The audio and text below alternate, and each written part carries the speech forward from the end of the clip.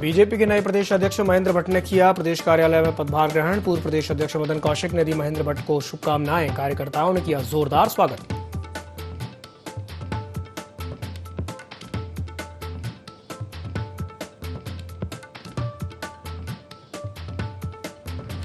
चंपावत को आदर्श जनपद बनाने के लिए मुख्यमंत्री कैंप कार्यालय में आयोजित हुआ कार्यक्रम। चंपावत जिले को मॉडल के रूप में किया जाएगा विकसित।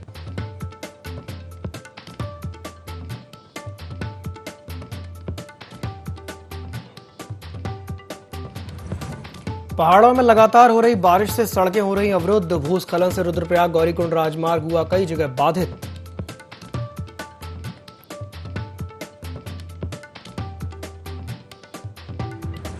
लोहा घाट में पुलिस का ऑपरेशन क्रैकडाउन जारी। अवैध रूप से उगाई गई 23 नाली भांग की खेती को पुलिस ने किया नष्ट।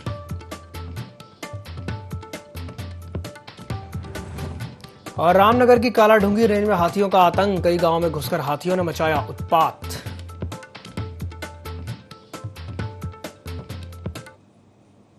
नमस्कार, देवभूमि लाइव में आप सभी का स्वागत है। मैं हूं आपके साथ दिव्यांशु जोशी। सीएम पुष्कर सिंह धामी चंपावत को आदर्श जनपद के रूप में विकसित करने के लिए आयोजित बोधिसत्व संवाद कार्यक्रम में शामिल हुए।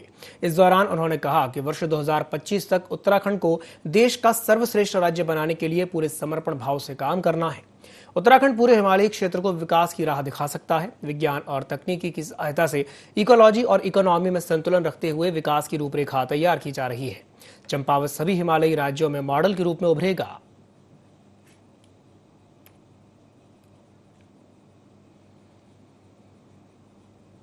बीजेपी के नए प्रदेश अध्यक्ष महेंद्र भट्ट पूर्व अध्यक्ष मदन कौशिक से मिलने उनके आवास पहुंचे, जहां दोनों के बीच पार्टी की मजबूती को लेकर के चर्चा हुई। प्रदेश अध्यक्ष महेंद्र भट्ट ने बड़ी जिम्मेदारी मिलने पर पार्टी के आला कमान को धन्यवाद किया और कहा कि उनकी यही कोशिश रहेगी कि पार्टी को और मजबूत किया जाए।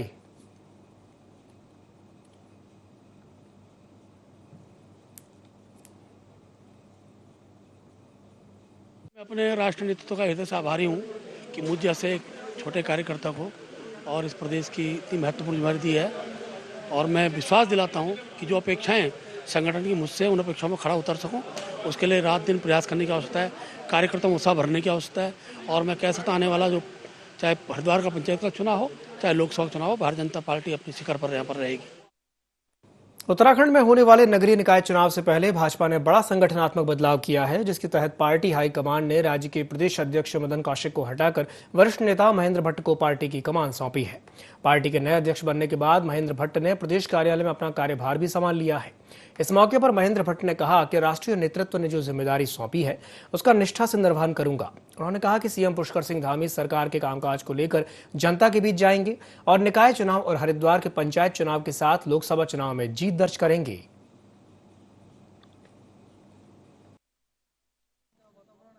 बहुत ही अपार खुशी जनपद चमोली के लोगों को है। भारतीय जनता पार्टी के साथ साथ पूरे जनपद को खुशी का उल्लास का माहौल है। जोशीमठ से लेकर देवाल तक लगातार जश्न मनाया जा रहा है, मिठाइयाँ बांटी जा रही है।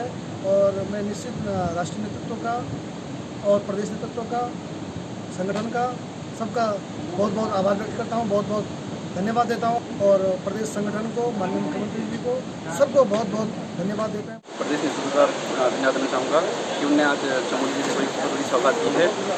और चमोली संपूर्ण चमोली जिले में आज आदरणीय महेंद्र भट्ट जी को प्रदेश अध्यक्ष बनाए जाने की खुशी में उन्होंने किया है। प्रदेश अध्यक्ष पूरे जनपद में खुशी का माहौल है। बद्रीनाथ के पूर्व विधायक महेंद्र भट्ट के भारतीय जनता पार्टी के प्रदेश अध्यक्ष बने हैं, जिसके बाद से ही बीजेपी कार्यकर्ताओं में उत्साह का माहौल है। भाजपा कार्यकर्ताओं ने चमोली की गोपेश्वर स्टैंड पर मिष्ठान्न वितरण आयोजित किया। कार्यकर्ताओं ने आतिशबाजी की, साथ ही प्रदेश और राष्ट्रीय नेतृत्व का आभार व्यक्त किया।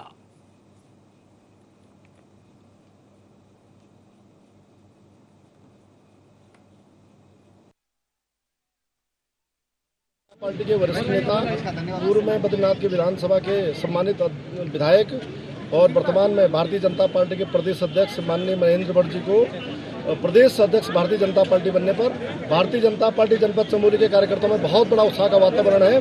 पहली बार राष्ट्रीय नेतृत्व ने जनपद चमोली को एक बहुत बड़े तोहफे के रूप में दिया है। इसके लिए राष्ट्रीय नेतृत्व का, माननीय जेपी नड्डा जी का, माननीय नरेंद्र मोदी जी का, सभी का कोटि कोटि धन्यवाद और आभार व्यक्त करते हैं। नेता प्रतिपक्ष यशपाल आर्य हर की पौड़ी पहुंचे, जहां उन्होंने गंगा पूजन करके कांग्रेस नेताओं से मुलाकात की। इस दौरान उन्होंने कांग्रेस खेमे में हुई क्रॉस वोटिंग को गंभीर मामला बताया। उन्होंने कहा कि क्रॉस वोटिंग मामले की रिपोर्ट प्रदेश प्रभारी और संगठन महासचिव को भेजी गई है। जिन भी विधायकों ने पार्टी के निर्देशों का उल्लंघन किया है, उन्हें चिन्हित करके कार्रवाई की जाएगी।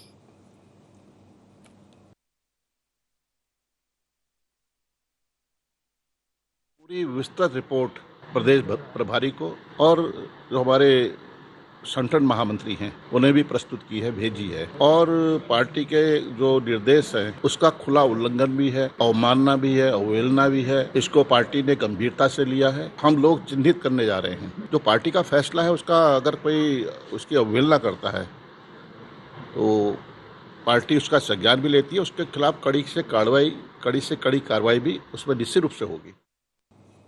कोटद्वार में कैलाश मानसरोवर मुक्ति अभियान को लेकर के एक बैठक की गई। वहीं भारत तिब्बत सहयोग मंच के द्वारा बैठक की गई। बैठक में हिंदुओं के प्रसिद्ध तीर्थस्थल कैलाश मानसरोवर को चीनी कब्जे से छुड़ाने को लेकर के चर्चा की गई, जिसे लेकर आगामी सोमवार से जनपद पौड़ी में कैलाश मानसरोवर मुक्ति अभियान चलाया जाएगा। आपको बता दें कि भारत तिब्बत सहयोग मंच की स्थापना सन 1999 में हिमाचल प्रदेश में भारतीय और तिब्बती समुदाय के लोगों के द्वारा की गई थी, जिसका उद्देश्य चीन की विस्तारवादी नीति को रोकना है, साथ ही कैलाश मानसरोवर को चीन से मुक्ति दिलाना है, जिसके लिए मंच के द्वारा अब आंदोलन को तेज कर दिया गया है।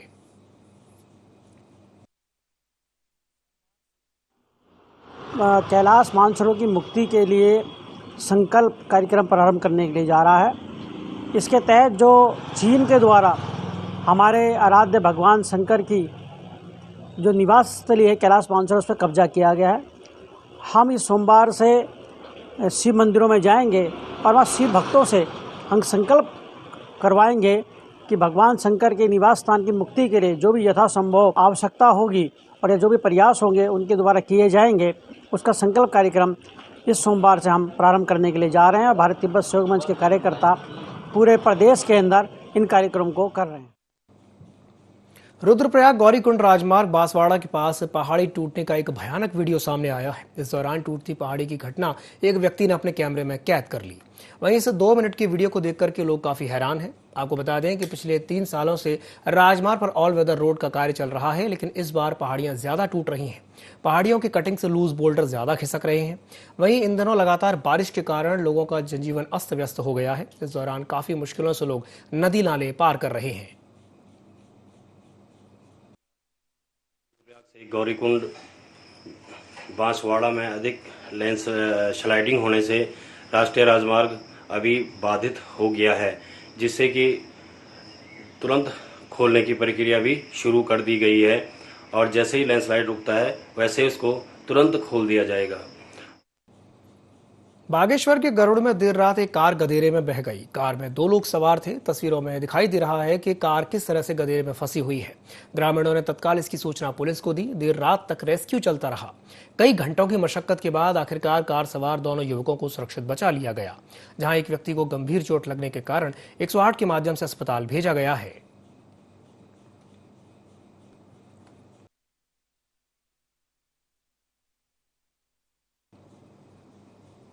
चंपावत की बनवसा थाना पुलिस को बाइक चोरी के मामले में एक बड़ी सफलता मिली है। पुलिस ने पचखरिया इलाके के 2 बाइक चोरों को बाइक के साथ गिरफ्तार किया। दोनों को कब्जे से एक स्कूटी और एक बाइक भी बरामद की गई है। सीओ वर्मा ने बताया कि पकड़े गए दोनों अभियुक्तों के खिलाफ उधम सिंह नगर जिले के विभिन्न थानों में 10 से ज्यादा मुकदमे दर्ज हैं। वहीं बाइक चोरी खुलासे पर एसपी देवेंद्र पीचा ने पुलिस टीम को 5,000 रुपए नकद देने की घोषणा की है।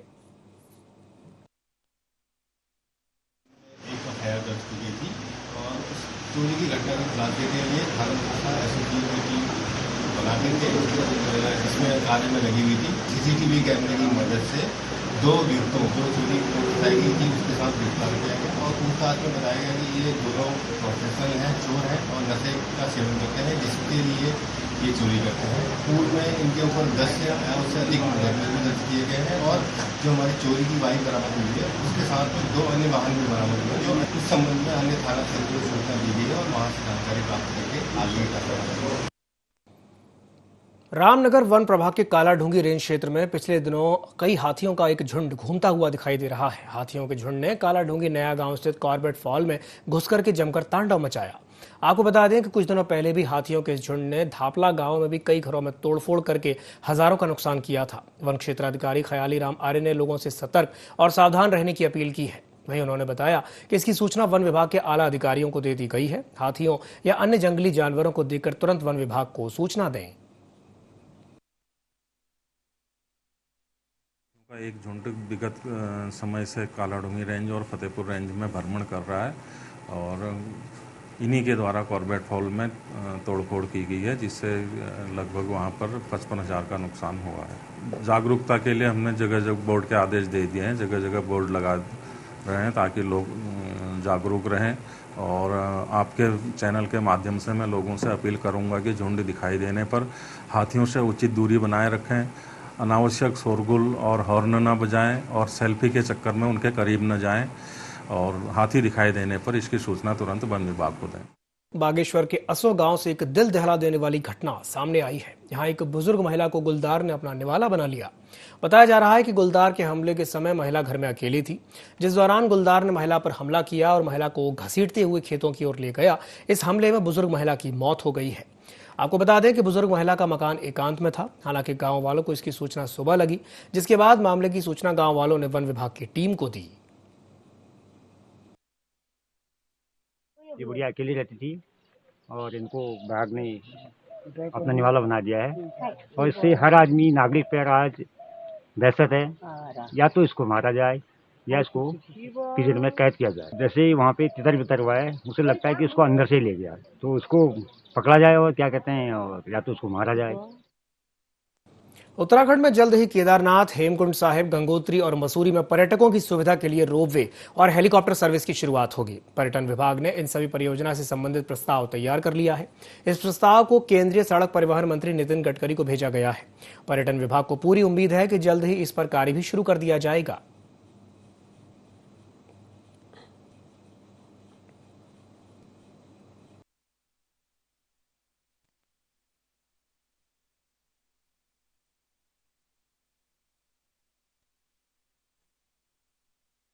एक महत्वपूर्ण स्थल जिसको हम कार्तिकेय स्वामी कहते हैं, उसका हम प्रचार प्रसार करने जा रहे हैं।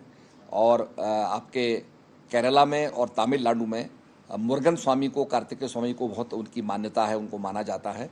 तो निश्चित रूप में यहाँ से कार्तिकेय स्वामी जब माता पार्वती से नाराज हो गए और उन्होंने कहा कि मैं तो पृथ्वी की परिक्रमा करके आया हूँ आपके पास, आपने गणेश को सबका मुखिया बना दिया, तो यहाँ से वो फिर साउथ चले जाते हैं। तो वो कार्तिकेय स्वामी एक ऐसा स्थल है जहाँ पर उन्होंने पूजा उपासना की। उसको निश्चित रूप में हम पर्यटन के मानचित्र पे और भी उभार करके लाएंगे। और साउथ की जनता जो मुरुगन स्वामी की शिष्य है, उन्हें बहुत मानती है, वो इस स्थान का लाभ उठाएंगे।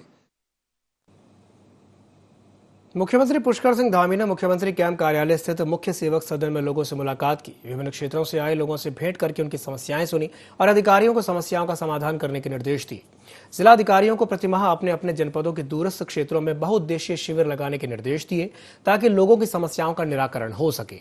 इस अवसर पर सीएम धामी ने बच्चों से भी भेंट की और उनके उज्जवल भविष्य की कामना की।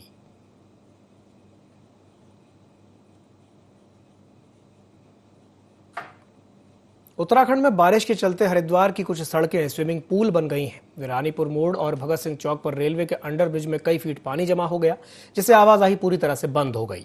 लोगों को दूसरे मार्गों का रुख करना पड़ रहा है। बारिश के चलते लोगों को कई परेशानियों का सामना भी करना पड़ रहा है।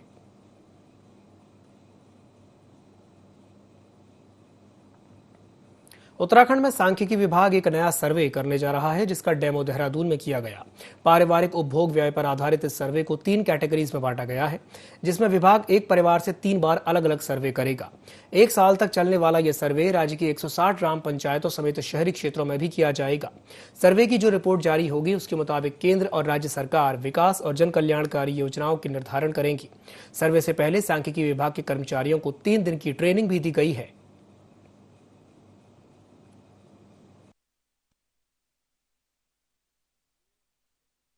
महत्वपूर्ण सर्वे है। इससे हम पारिवारिक खर्चे का निकालते हैं, इसी से ही तय किया जाता है अमीरी गरीबी की रेखा को, उसको जानने के लिए ये सर्वे किया जा रहा है। ये लगातार होता रहता है ये इस बार जो है 79th राउंड में किया जा रहा है, पूरे भारतवर्ष के ग्रामीण क्षेत्रों में भी और नगरीय क्षेत्रों में भी। और हमारी जो है समस्त उत्तराखंड वासियों से निवेदन है कि वो जब भी हमारे सर्वे एनुमरेटर उनके घर पे आएँ तो उनको पूरा सहयोग दे करके दें, ताकि जो है ये सर्वे ठीक से किया जा सके और सही जानकारी सरकार तक पहुंच सके।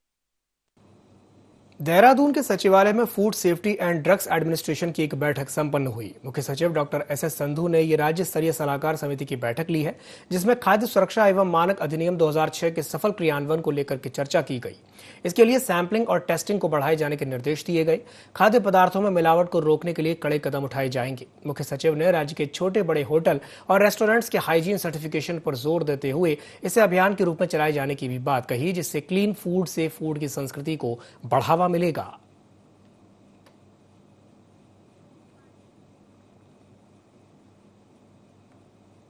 लक्सर के रिहायशी क्षेत्र में कई वर्षों से जलभराव की परिस्थितियों से निपटने के लिए प्रशासन और ग्राम विकास विभाग ने संयुक्त कार्रवाई की, जिसके तहत सड़क पर अतिक्रमण को हटाया गया। इस मौके पर पुलिस बल मौजूद रहा। उप जिला मजिस्ट्रेट गोपाल राम बिनवाल के मुताबिक सार्वजनिक मार्ग पर अतिक्रमणकारियों ने कब्जा किया हुआ था। फिलहाल नाले का निर्माण शुरू कर दिया गया है। के माध्यम से जो अतिक्रमण था उसको हटा दिया गया है, क्योंकि वहाँ पर रास्ते में जो पानी की निकासी है वो बिल्कुल बंद थी, जिससे कीचड़ बना हुआ था, लोगों का चलना दुभर हो रहा था। उसी को लेकर के विकास विभाग के माध्यम से उसमें दोनों तरफ नालियों का निर्माण कराया जाएगा और उसमें जो अतिक्रमण वाला क्षेत्र था उसको हटाते हुए उसमें नाली बनाने की कार्रवाई प्रारंभ की जाएगी। पिथौरागढ़ में श्रम विभाग के द्वारा फर्जी तरीके से बने श्रमिक कार्डों को निरस्त करने की कार्रवाई की जा रही है। आपको बता दें कि सरकारी योजनाओं का फायदा उठाने के लिए कई लोगों ने श्रमिक कार्ड बनवाए थे, जिस पर शिकायत मिलने पर श्रम विभाग ने लोगों को स्वेच्छा से श्रमिक कार्ड निरस्त कराने का समय दिया है। वहीं लोगों को 15 दिन का समय दिया गया है, जिस पर अभी तक करीब 700 लोगों ने अपने श्रमिक कार्ड निरस्त करवा लिए हैं।